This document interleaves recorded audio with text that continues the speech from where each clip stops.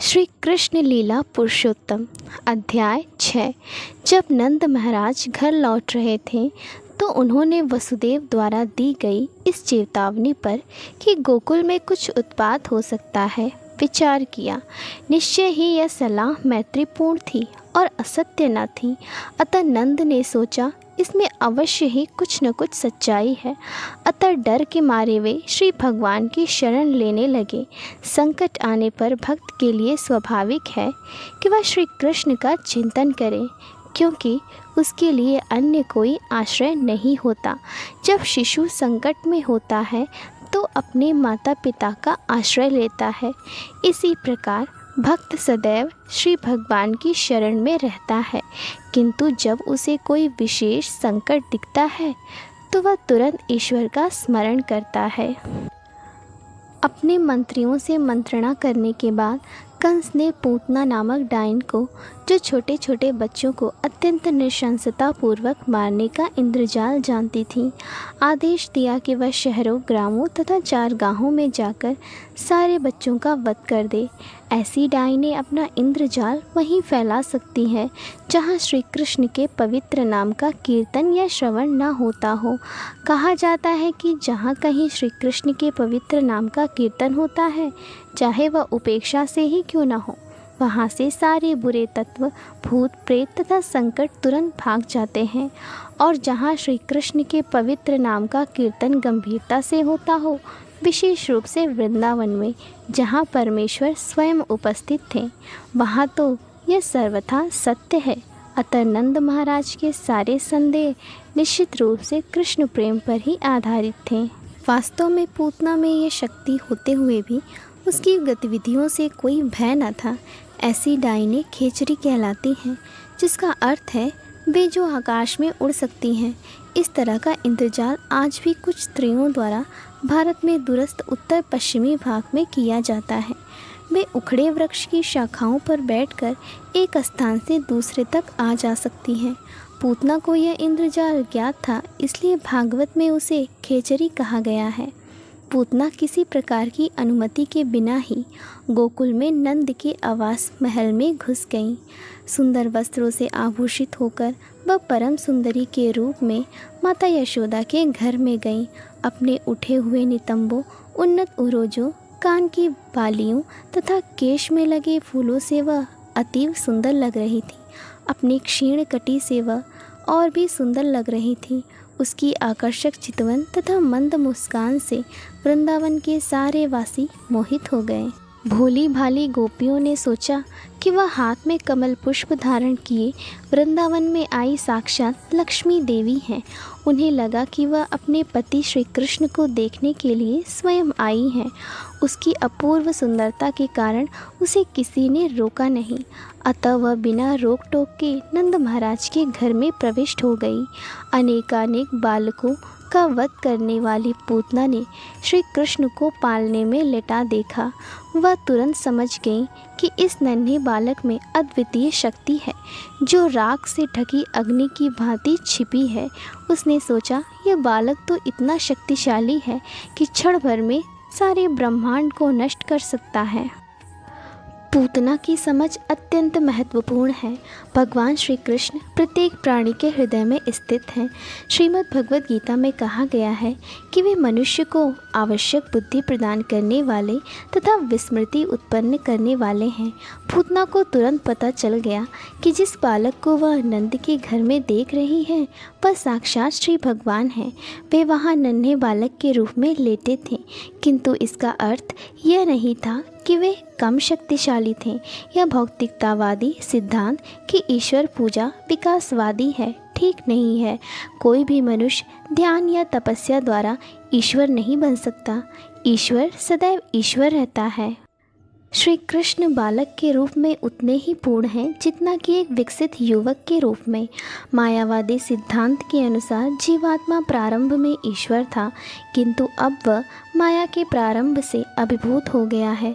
अतः मायावादी मानते हैं कि इस समय वह ईश्वर नहीं है, किंतु माया का प्रभाव हटा लेने पर वह पुनः ईश्वर हो जाता है। यह सिद्धांत सूक्ष्म जीवात्माओं पर लागू नहीं हो सकता। जीवात्माएं श्री भगवान की क्षुद्र अंश हैं, वे मूल अग्नि के क्षुद्र अंश या चिंगारियाँ हैं, अतः वे माया के प्रभाव से ढके जा सकते हैं, किंतु श्री कृष्ण नहीं। श्री कृष्ण तो श्री भगवान हैं। यहाँ तक कि वसुदेव तथा देवकी के घर में जन्म लेने के समय से ही श्री कृष्ण श्री भगवान हैं। श्री कृष्ण ने बाल स्वभाव दिखाया और अपनी आंखें बंद कर ली, मानो वे पूतना को न देखना चाह रहे हों। भक्तगण उनके नेत्रों के बंद होने की तरह तरह से व्याख्या करते हैं। कुछ का कहना है कि श्री कृष्ण ने इसलिए अपनी आंखें बंद कर ली क्योंकि वे उस पूतना का मुँह देखना नहीं चाह रहे थे जिसने अनेक बालकों का वध कर लिया था और अब उन्हें भी मारने आई थी। अन्यों का कहना है कि पूतना बालक को अपनी गोद में लेने से हिचकिचा रही थी क्योंकि उसे अपने ही अंदर की कोई अलौकिक भावना निर्देशित कर रही थी और उसे विश्वास दिलाने के लिए श्री कृष्ण ने अपनी आंखें बंद कर ली जिससे वह भयभीत ना हो। अंदर से कुछ अद्वितीय बातें ज्ञात हो रही थीं और उसे विश्वास दिलाने के लिए उन्होंने अपनी आंखें बंद कर ली जिससे वह भयभीत न हो। इतने पर भी कुछ दूसरे लोग इस प्रकार व्याख्या करते हैं, श्री कृष्ण का अवतार असुरों का वध करने और भक्तों की रक्षा करने के लिए हुआ है। जैसा कि श्रीमद् भगवद गीता में कहा गया है, परित्राणाय साधुना विनाशाय च दुष्कृताम। इस प्रकार उन्होंने जिस प्रथम असुर का वध करना था वह एक स्त्री थी।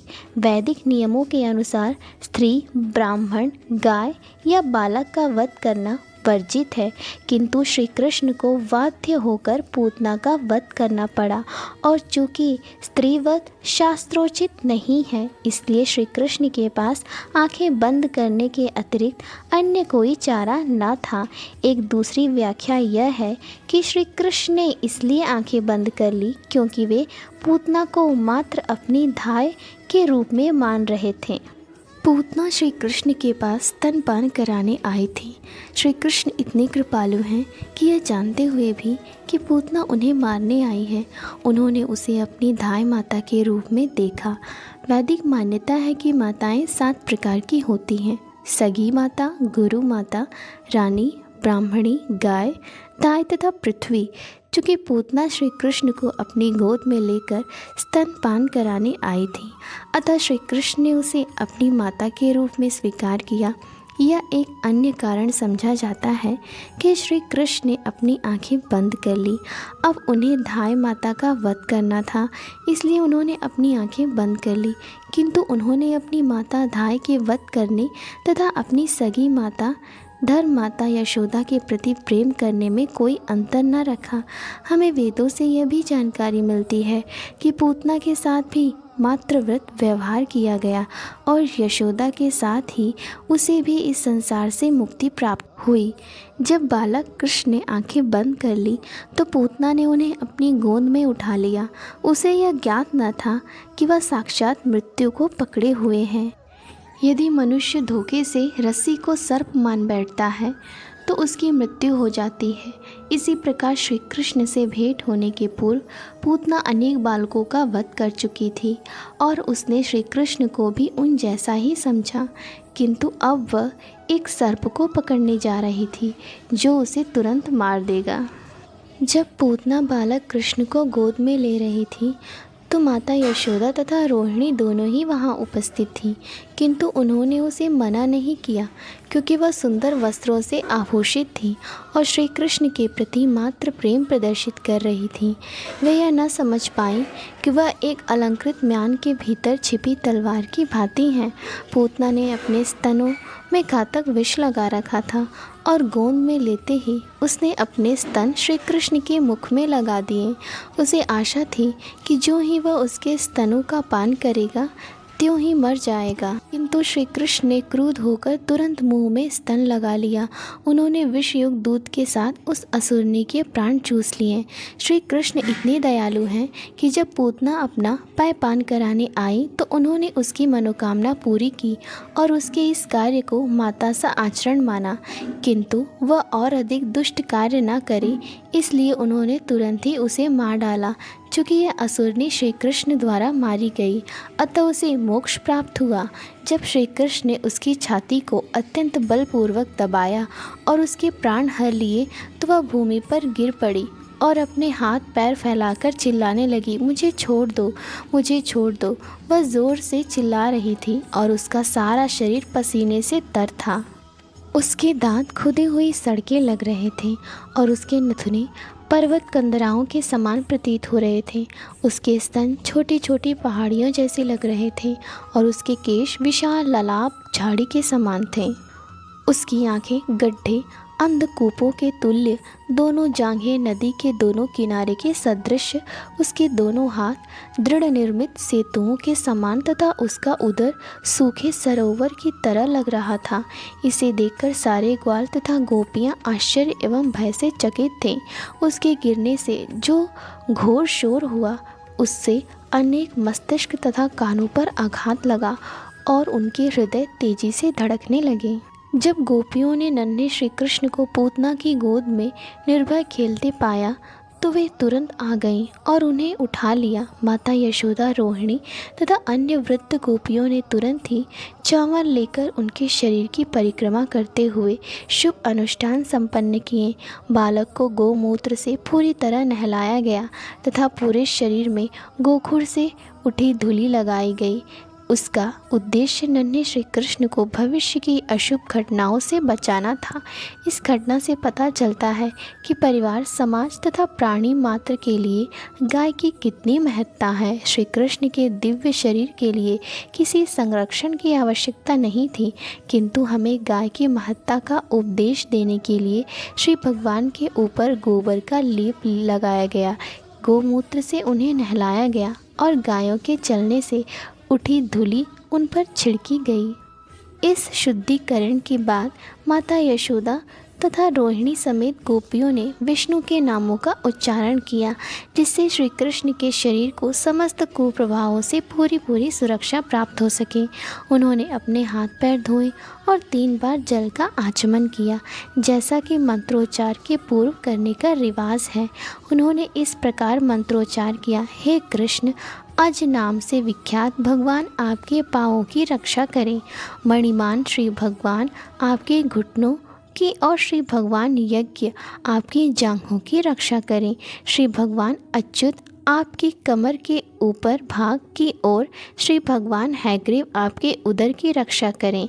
केशव आपके हृदय की रक्षा करें। श्री भगवान ईश आपकी वक्षस्थल की रक्षा करें। श्री भगवान सूर्य आपकी गर्दन की और भगवान विष्णु आपकी भुजाओं की रक्षा करें। श्री भगवान उरुक्रम आपके मुख की रक्षा करें। श्री भगवान ईश्वर आपके सिर की रक्षा करें। श्री भगवान चक्रधर आपके आगे से तथा श्री भगवान गदाधर आपके पीछे से रक्षा करें। धनुषधारी भगवान मधुसूदन आपकी दाईं ओर से और भगवान अर्जुन आपकी बाईं ओर से रक्षा करें। भगवान उरुगाय अपने शंख से आपकी सभी ओर से रक्षा करें। भगवान उपेंद्र आपकी ऊपर से रक्षा करें। भगवान ताक्षर्य पृथ्वी पर आपकी रक्षा करें। भगवान हलधर आपके चारों ओर से रक्षा करें। भगवान हषिकेश आपकी समस्त इंद्रियों की रक्षा करें। भगवान श्री नारायण आपके श्वास और श्वेत दीप के स्वामी नारायण आपके हृदय की और योगेश्वर मन की रक्षा करें। प्रशीक गर्भ आपकी बुद्धि की रक्षा करें और श्री भगवान आपकी आत्मा की रक्षा करें। आपके खेलते समय भगवान श्री गोविंद आपकी चारों दिशाओं से रक्षा करें और जब आप सो रहे हों तो भगवान माधव आपकी सारे संकटों से रक्षा करें। जब आप चल फिर रहे हों तो वैकुंठ के स्वामी आपको नीचे गिरने से बचाएं। जब आप बैठे हों तो भगवान श्री नारायण आपको सारी सुरक्षा प्रदान करें और जब आप खा रहे हो तो समस्त यज्ञों के स्वामी आपकी सभी प्रकार से रक्षा करें। इस तरह माता यशोदा ने बालक के शरीर के विभिन्न अंगों की रक्षा के लिए विष्णु के विविध नामों का उच्चारण करने लगी। माता यशोदा का दृढ़ विश्वास था कि वे अपने पुत्र की रक्षा डाकिनियों, यातुधानियों, कुष्मांडों, यक्षों, राक्षसों, विनायकों, कोट्रा, रेवती, ज्येष्ठा, पूतना, मातृकाओं, उन्मादों तथा इसी प्रकार के अन्य भूत प्रेतों से कर सकेंगी। जो मनुष्य को उनके निजी अस्तित्व के बारे में भुलवा देते हैं तथा प्राणों एवं इंद्रियों को कष्ट पहुंचाते हैं। ये कभी कभी स्वप्न में आते हैं और उत्पात मचाते हैं, तो कभी ये वृद्धा स्त्रियों के रूप में प्रकट होकर नन्हे मुन्ने बालकों का रक्त चूसते हैं। किंतु जहाँ भगवान नाम का कीर्तन होता रहता है, वहाँ पर ये भूत प्रेत ठहर नहीं पाते। माता यशोदा को गायों तथा विष्णु के पवित्र नाम के वैदिक आदेशों के विषय में दृढ़ विश्वास था, अतः उन्होंने अपने पुत्र श्री कृष्ण की रक्षा के लिए इन दोनों की शरण ग्रहण की। उन्होंने विष्णु के समस्त नामों का उच्चारण किया, जिससे वे अपने पुत्र की रक्षा कर सके। वैदिक संस्कृति में आदिकाल से गोपालन तथा विष्णु नाम के कीर्तन पर बल दिया गया है, और आज भी ऐसे व्यक्ति जो वैदिक प्रणाली का अनुगमन करते हैं, विशेषतया गृहस्थ लोग, कम से कम 1 दर्जन गायें पालते हैं और अपने घर में स्थापित भगवान विष्णु के अर्चा विग्रह की पूजा करते हैं।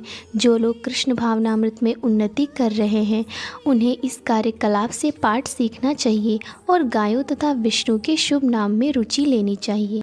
वृंदावन की वयस्क गोपिकाएं श्री कृष्ण के प्रेम में इतनी लीन थीं कि वे श्री कृष्ण को हर तरह से बचाना चाहती थीं। यद्यपि उन्हें इसकी आवश्यकता न थी, क्योंकि उन्होंने अपने को पहले से सुरक्षित कर रखा था। वे यह नहीं समझ पाएं कि श्री कृष्ण श्री भगवान थे, जो बालक रूप धारण किए क्रीड़ा कर रहे थे। बच्चों के रक्षा संबंधी अनेक औपचारिकताओं के बाद माता यशोदा ने श्री कृष्ण को अपनी गोद में लेकर अपना दूध पिलाया। जब बालक की विष्णु मंत्र से रक्षा कर ली गई, तो माता यशोदा को लगा कि वह सुरक्षित है। इसी बीच सारे ग्वाल जो कर जमा करने मथुरा गए थे, लौटकर घर आए तो वे सब पूतना के विशाल मृत शरीर को देखकर स्तंभित रह गए। नंद महाराज को वसुदेव की भविष्यवाणी स्मरण हो आई और वे उन्हें एक ऋषि तथा योगी मानने लगे, अन्यथा वे यह कैसे बता सकते थे कि वृंदावन से उनकी अनुपस्थिति की अवधि में कोई घटना होने वाली है। इसके बाद ब्रज के समस्त वासियों ने पूतना के विशाल शरीर के खंड खंड कर डाले और उसे जलाने के उद्देश्य से लकड़ी की चिता बना दी। जब पूतना के शरीर के अंग जल रहे थे, तो अग्नि से उठे धुएं से अगरू की सुगंधी छा रही थी। यह सुगंधी श्री कृष्ण द्वारा वध किए जाने के कारण थी। इसका अर्थ यह हुआ कि असुरनी पूतना के सारे पाप धुल गए थे और उसे स्वर्गीय शरीर प्राप्त हो गया था।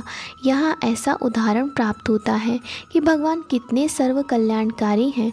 पूतना श्री कृष्ण को मारने आई थी, किंतु चूँकि उन्होंने उसका दुग्ध पान किया था, अतः वह तुरंत पवित्र हो गया और उसके मृत शरीर को दिव्य गुण प्राप्त हुआ। उसका एकमात्र कार्य छोटे छोटे बालकों को मारना था। उसे केवल रक्त प्रिय था, किंतु श्री कृष्ण के प्रति द्वेष रखते हुए भी उसे मोक्ष प्राप्त हुआ, क्योंकि उसने श्री कृष्ण को अपना दूध पिलाया था। अतः उन लोगों के विषय में क्या कहा जाए जो माता के रूप में श्री कृष्ण को अत्यंत प्रिय हैं और जो अत्यंत प्रेम पूर्वक सदा उनकी सेवा करते हैं, जो हर जीव के परमात्मा हैं और पूर्ण पुरुषोत्तम भगवान हैं। जब श्री कृष्ण को फूल और फल अर्पित किए जाते हैं, तो अप्रत्यक्ष रूप से उस वृक्ष को भी लाभ पहुंचता है जिसमें वे फूल फल लगे थे। अतः अर्चना विधि हर एक के लिए लाभप्रद है। श्री कृष्ण ब्रह्मा तथा शिव जैसे महान देवों द्वारा पूज्य हैं और पूतना इतनी भाग्यशालिनी थी कि वही श्री कृष्ण बालक रूप में उसकी गोद में खेले। श्री कृष्ण के वे ही चरण कमल जो ऋषियों तथा भक्तों द्वारा आराध्य हैं, पूतना के शरीर पर पड़े। लोग श्री कृष्ण की पूजा करके भोजन की भेंट चढ़ाते हैं, किंतु उन्होंने तो पूतना के शरीर से स्वतः दुग्धपान किया। इसलिए भक्तगण प्रार्थना करते हैं कि यदि पूतना जैसी शत्रुणी केवल दूध पिला करके इतना लाभ प्राप्त कर सकती है, तो फिर प्रेम तथा स्नेह से श्री कृष्ण की पूजा से प्राप्त होने वाले लाभ का अनुमान भला कौन कर सकता है। यद्यपि पूतना दुष्ट आत्मा थी, किंतु उसे भगवान की माता के समान उच्च पद प्राप्त हुआ। अतः यह स्पष्ट है कि गायें तथा वयस्क गोपियाँ भी जो श्री कृष्ण को दूध देती थीं, दिव्य पद को प्राप्त हुई। श्री कृष्ण किसी को भी कुछ भी मुक्ति से लेकर कोई भी कल्पनीय भौतिक वस्तु दे सकते हैं। अतः पूतना के मोक्ष में कोई संदेह नहीं कि जिसके शरीर से श्री कृष्ण ने दुग्धपान किया, और उन गोपियों के मोक्ष के संबंध में क्या संदेह हो सकता है जिन्हें श्री कृष्ण इतने प्रिय थे। निसंदेह जिन समस्त गोपियों तथा ग्वालों एवं गायों ने वृंदावन में अत्यंत प्रेम तथा स्नेह से श्री कृष्ण की सेवा की, वे सब इस भौतिक संसार की दयनीय दशा से मुक्त हो गए। जब समस्त वृंदावन वासियों की नाकों में पूतना के जलने से उत्पन्न धुएं की सुगंधी गई, तो वे एक दूसरे से पूछने लगे, यह सुगंधी कहाँ से आ रही है। और बातचीत के दौरान ही उन्हें यह ज्ञात हुआ कि यह सुगंध पूतना के जलने से उठे धुएं की है। श्री कृष्ण उन्हें प्राणों से प्रिय थे, और जैसे ही उन्होंने सुना कि श्री कृष्ण द्वारा पूतना का वध हुआ है, तो सबों ने प्रेमवश उस बालक को आशीष दिया। पूतना के जल जाने के पश्चात नंद महाराज घर आए और तुरंत ही बच्चे को गोद में उठाकर उसका सिर चूमा। इस प्रकार वे परम संतुष्ट हुए कि उनका नन्हा सा बालक इस महान विपदा से बच गया। श्री सुखदेव गोस्वामी उन समस्त व्यक्तियों को आशीर्वाद देते हैं जो श्री कृष्ण द्वारा पूतनावध के इस वृतांत को सुनते हैं, क्योंकि उन्हें निश्चय ही श्री गोविंद के वरदान की प्राप्ति होगी। इस प्रकार लीला पुरुषोत्तम भगवान श्री कृष्ण के अंतर्गत पूतनावध नामक छठे अध्याय के भक्ति वेदांत तात्पर्य पूर्ण हुए। अगर आपको मेरा ये छोटा सा प्रयास अच्छा लगा हो तो प्लीज़ इसे कमेंट्स, लाइक, शेयर, सब्सक्राइब करें और बेल आइकन को दबाना ना भूलें। धन्यवाद।